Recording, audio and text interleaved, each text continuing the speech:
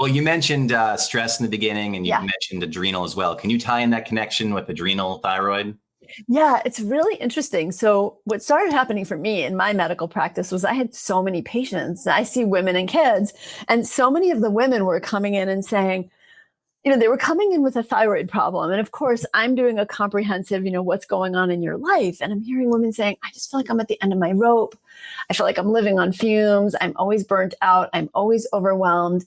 So I started looking at the medical and scientific literature on the relationship between the adrenals and the thyroid. Now, they're both part of the endocrine system, right? Like your adrenals, your thyroid, your ovaries.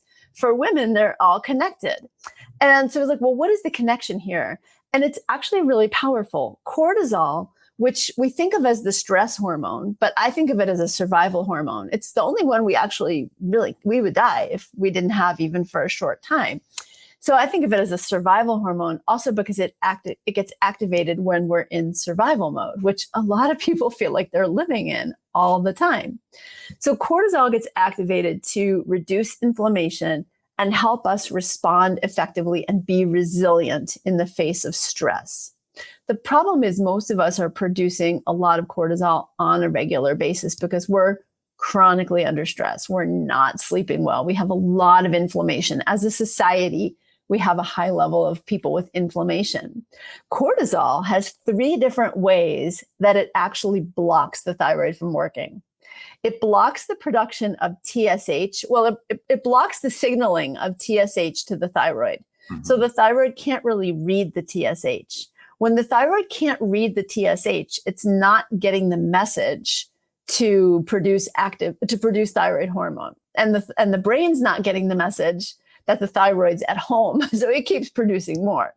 But even if you do produce enough TSH, cortisol, let's say you bypass that problem with cortisol, then the next one is that the cortisol actually prevents the liver from converting the inactive form that the thyroid produced to the active form that you need for the thyroid hormone to work in your body.